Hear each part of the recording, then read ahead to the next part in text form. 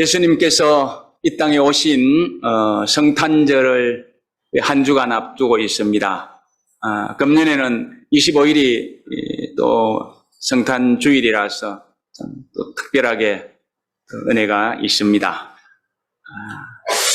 그래서 한 주간 앞두고 우리가 오늘 이렇게 모여서 예배 드리는데 미리 메리 크리스마스 인사 한번 또 나누고 예배를 드리는 게 좋을 것 같습니다. 우리 같이 옆에 분들에게 메리 크리스마스 인사만 하십시다. 메리 크리스마스. 예, 메리 크리스마스. 예, 예, 감사합니다. 예, 성탄절을 한 주 앞두고 오늘은 우리가 이 마태복음 9장 9절로 13절 말씀을 펼쳤습니다. 예, 그 말씀을 보면서 예수님께서 왜 이 땅에 오셨는지 하는 것을 한번 같이 생각해 보는 것이 또 의미가 있겠다는 그런 생각을 했기 때문입니다. 그래서 우리가 함께 펼친 이 본문을 중심으로 해서 죄인을 부르러 오신 예수님, 이런 제목으로 같이 말씀을 나누어 보기를 원합니다. 여러분들이 아시는 대로 예수님께서는 많은 제자들을 부르셨습니다. 근데 제일 먼저 부르신 제자들이 이제 베드로, 안드레, 야고보, 요한 이런 사람들 아닙니까? 이 사람들은 못하는 사람들이었어요. 우리 어린이들도 잘 알죠? 이 고기 잡는 어부였잖아요. 예, 어부였던 사람들을 불러서 제자를 삼았습니다. 그런데 오늘 우리가 펼친 이 본문에서 나오는 마태라는 사람은 어떤 사람이었을까? 자, 9절 말씀을 한번 보실까요? 그 9절 말씀을 보시면 이렇습니다. 예수께서 그곳을 떠나 지나가시다가 마태라 하는 사람이 세관에 앉아 있는 것을 보시고 이러시되 나를 따르라 하시니 일어나 따르니라.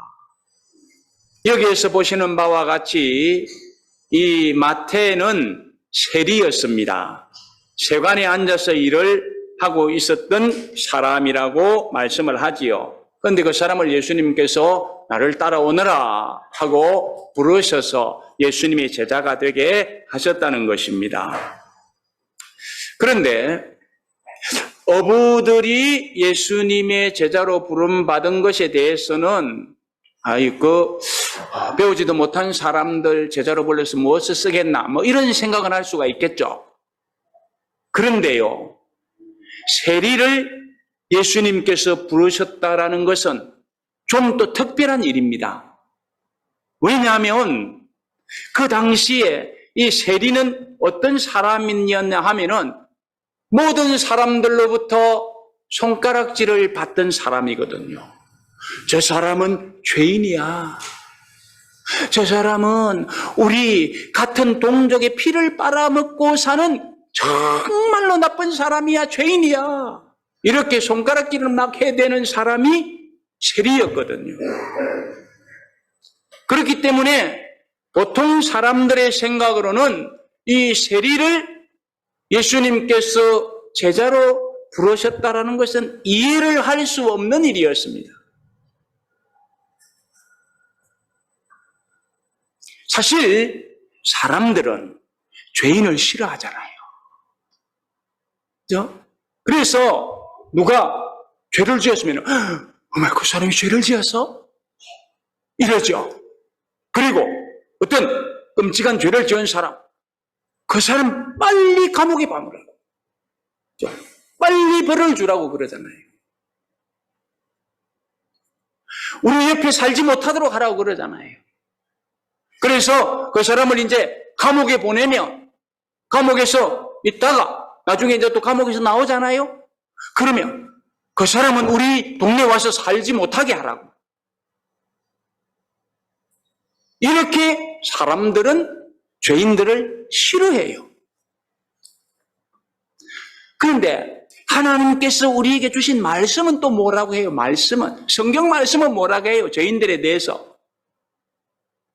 그 죄인들은 죽어야 된다고 해요. 그죠? 자, 로마서 6장 23절 한번 볼까요? 거기 상반절을 보시면 뭐라고 말씀합니까? 죄의 삭은 사망이라. 죄 지은 사람은 다 죽어야 된다.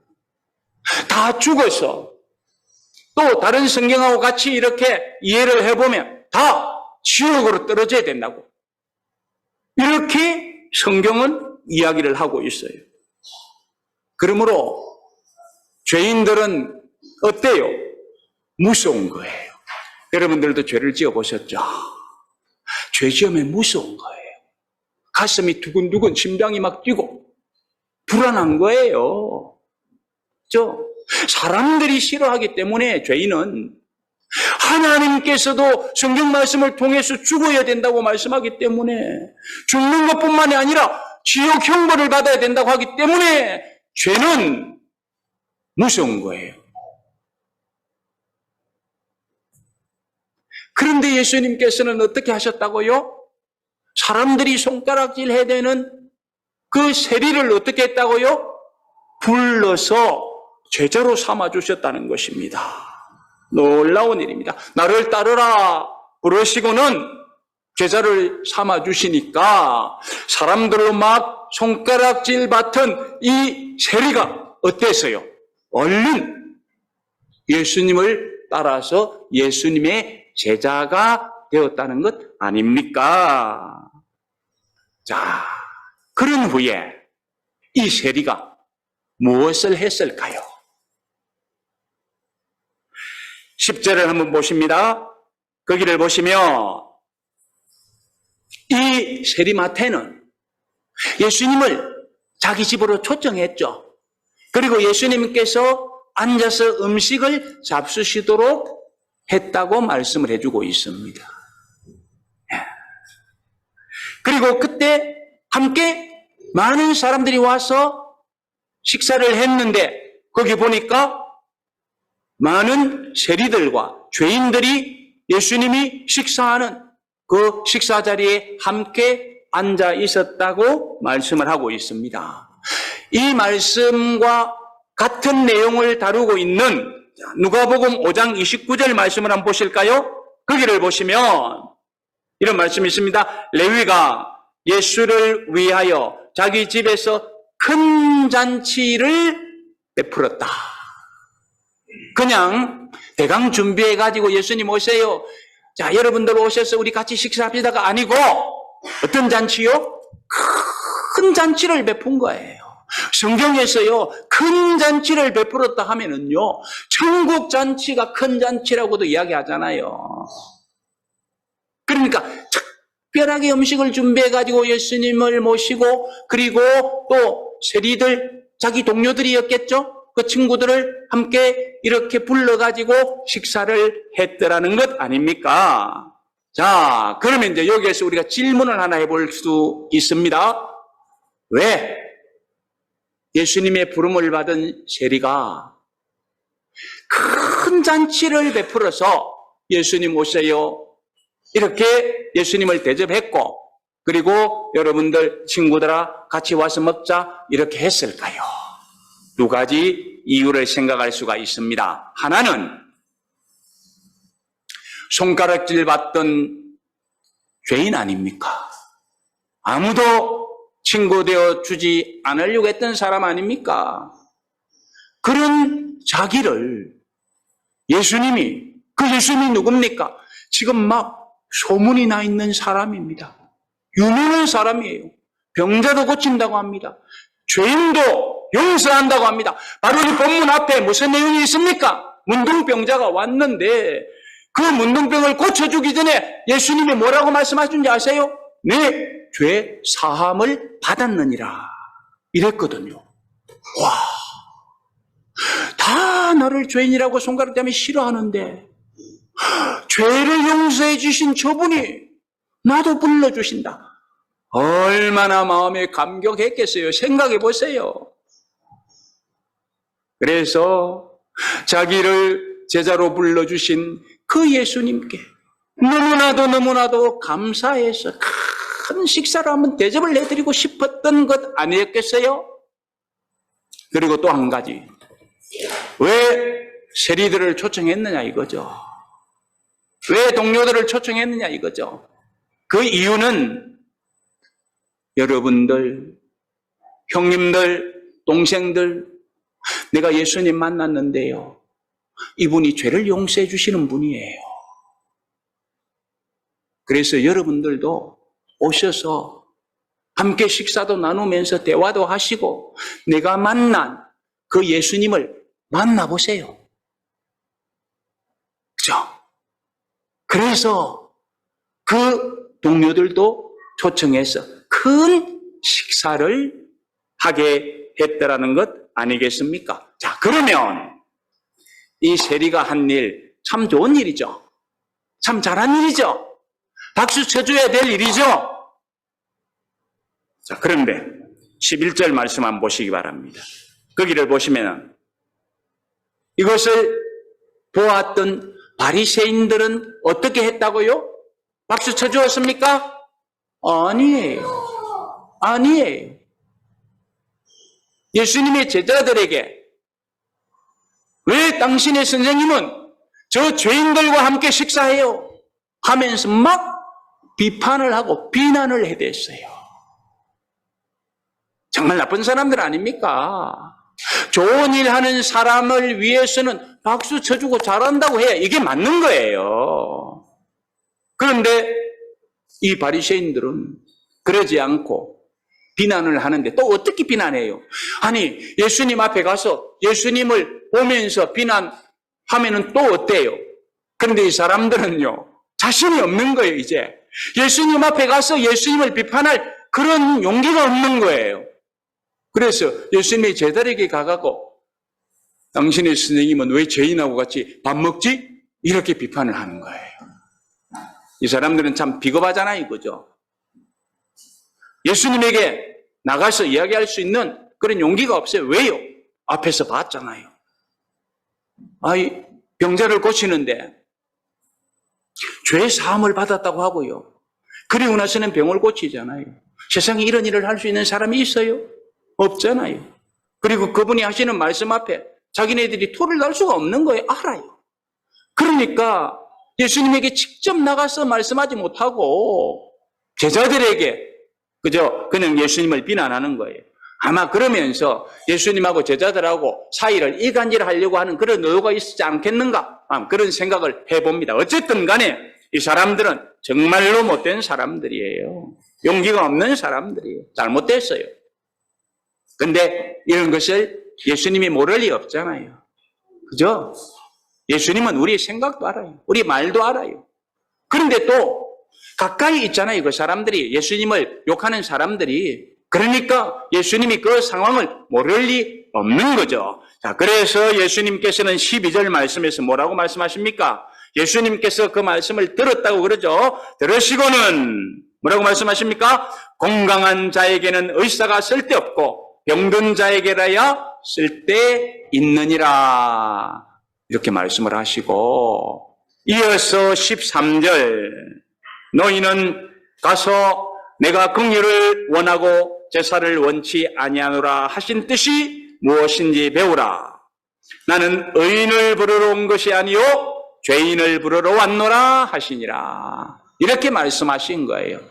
여기에서 말씀이 다 중요하지만은요, 오늘 말씀 제목 아닙니까? 죄인을 부르러 오신 예수님. 왜 예수님께서 이 땅에 오셨느냐? 왜 예수님께서 하늘 보좌를 버리시고 이 땅에 오셨느냐? 그 이유는 죄인을 부르셔서 구원하시기 위해서다.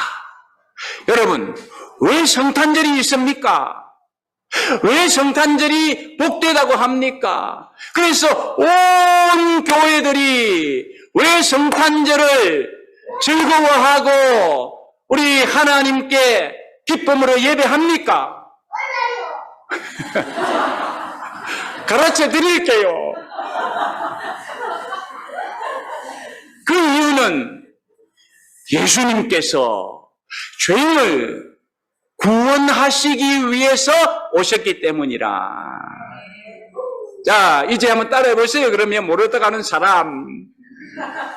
예수님께서 죄인을 구원하기 위해서 이 땅에 오셨기 때문에 이 성탄절이 정말로 귀한 거예요. 정말로 은혜스러운 거예요. 여러분, 성탄절을 생각할 때에 많은 것을 생각할 수 있지만은 이번 성탄절은 저 하늘 보좌를 버리시고 이 땅에 죄인을 구원하시기 오신 그 예수님을 생각하면서 성탄절을 지켰으면 좋겠습니다. 사람들이 죄인을 싫어해요. 율법도 죄인을 싫어해요. 심지어는 자기 자신도 죄 지으면 싫어해요. 그죠? 참 구제불능 아니에요, 죄인은. 그런데 예수님께서는 그 죄인을 불러서 구원해 주시기 위하여 이 땅에 오셨다고 하니까 너무너무 성탄절이 귀한 거다 이 말씀이죠. 그러므로 여러분, 내가 비록 온전한 사람이 아닐지라도 우리는 기죽지 말아야 됩니다. 예수님을 생각하면서 나를 구원하기 위해서, 나를 불러주시기 위해서 오신 예수님을 생각하면서 나 비록 온전하지 못하지만 기죽지 말아야 됩니다. 사람은 미워해도, 율법은 미워해도, 심지어 내 스스로는 내 자신을 미워해도 우리 예수님은 그러지 않더라는 것입니다. 우리 예수님은 나를 불러주시더라는 것입니다. 그래서 우리가 하나님 백성 됐잖아요. 아닙니까? 그래서 우리가 구원받은 백성 됐잖아요. 그러므로 우리는 이런 은혜를 입혀주신 하나님께 감사하면서 이 성탄절을 지킬 수 있기를 바랍니다. 나를 위하여 이 땅에 오셨다. 성탄이 있는 이유가 바로 나를 하나님 백성 삼아주시고 저 영원한 천국의 길로 달려가도록 하기 위해서 우리 예수님이 이 땅에 오셨다. 그걸 생각하면서 감사하고 찬송할 수 있었으면 좋겠습니다. 우리 주님이 나를 불러서 하나님 백성 삼으시고요. 천국을 향하여 달려갈 수 있도록 하셨을 뿐만 아니라 지금도 여전히 나를 부르시고 계신다는 것도 우리는 기억해야 됩니다. 우리 마태복음 11장 28절 한번 보실까요? 그 일을 보시면 수고하고 무거운 짐진 자들아 다 내게로 오라.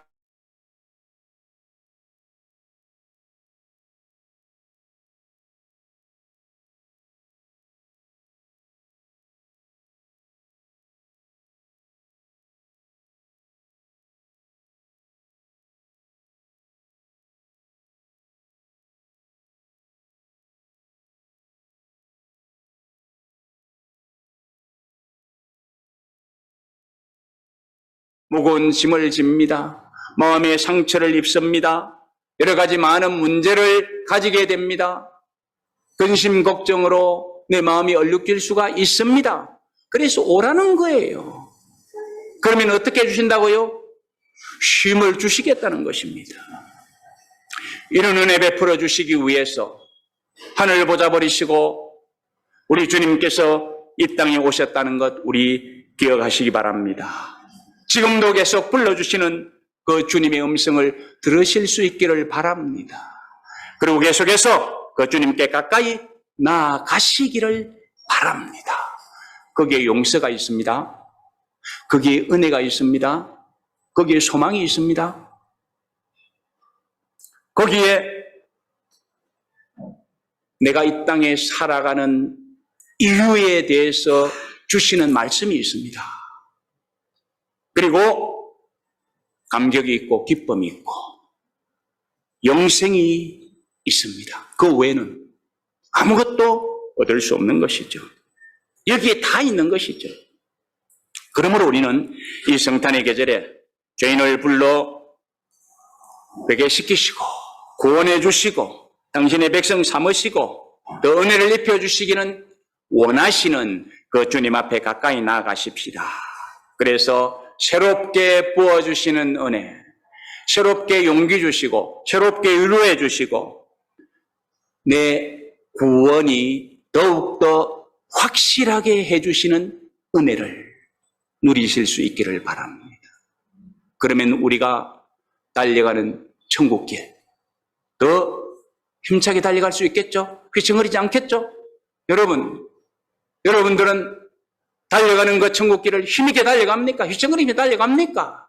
다시 주님을 만나시기 바랍니다. 그분이 부르고 계시다는 것을 기억하시고 새롭게 그분을 만나면 용기가 날 것입니다. 어떤 일도 감당할 수 있을 것입니다. 하나님의 뜻이라면 내가 그것을 우선적으로 해낼 수 있는 용기를 얻을 것입니다. 이 성탄절에 그런 힘과 능력을 얻으시고 그러면서 기뻐하고 찬송하면서 영생길을 달려가시는 저와 여러분들이 되시기를 주님의 이름으로 축복합니다.